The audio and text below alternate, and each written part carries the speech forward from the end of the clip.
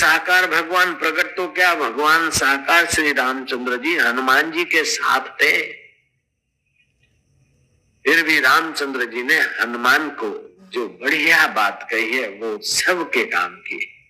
राम जी जो कहेंगे वो सबके काम का ही तो कहेंगे भाई। सेतुबद्ध रामेश्वर की स्थापना करने के लिए शिवलिंग काशी से मंगवाने की व्यवस्था हुई और हनुमान जी लेने गए। कथा कहती कि हनुमान जी को आने में विलंब हुआ।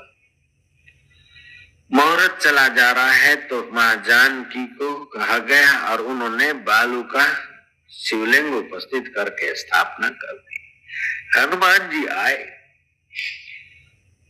हनुमान जी ने देखा कि मैं इतना श्रम उठाकर ले आया और मेरी सेवा स्वीकार ही नहीं हुई। हनुमान जी के चित्त पर थोड़ा सा शोभ सा। अंतर्यामी श्री राम समझ गए और हनुमान जी को बुलाया कि हनुमान, यहाँ एक बात पर ध्यान देना चाहिए कि सेवक का कार्य है कि स्वामी की आज्ञा के अनुसार काम कर ले।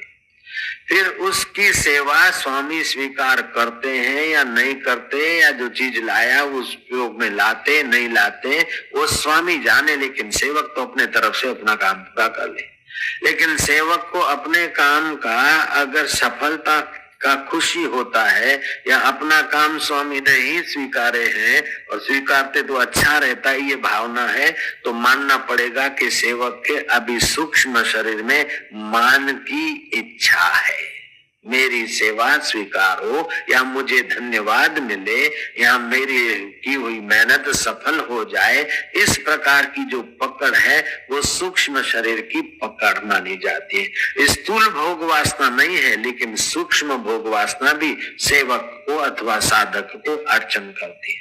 स्थूल शरीर में वासना अहम है तो इंद्रिय विषय विकारों में आकर्षण होगा, और सूक्ष्म शरीर में अगर वासना टिकी है तो अपने सिद्धांत में आदमी की दृढ़ता होती है।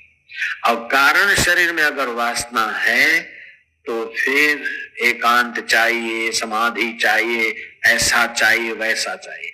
और जिसको कहीं वासना नहीं है वो तो जीवन मुक्त पुरुष है। महलों में भी श्री रामचंद्र जी वही स्थिति प्रज्ञ, और बयाबान में भी वही स्थिति।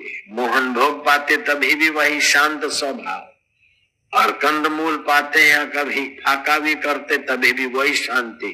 जिसकी कहीं वासना नहीं, अपने आप में मन बुद्धि ज्यों का त्यों स्थित है, ऐसे जीवन मुक्त पुरुष बनने के लिए श्री रामचंद्र जी ने हनुमान जी को उपदेश दिया कि हनुमान, मैं तुम्हारे और लोगों के कई जन्मों को जानता हूं, हो गए उन जन्मों को जानता हूं, इस समय जहां है उनको जानता हूं, और भविष्य में जहां होंगे उन सबको जानता हूं।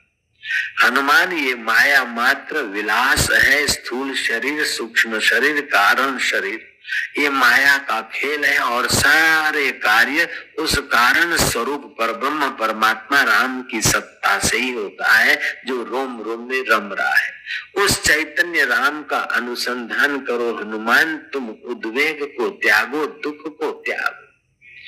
परिस्थितियां हमेशा अपने मन के अनुकूल ही हो ऐसा कोई जरूरी नहीं है हनुमान।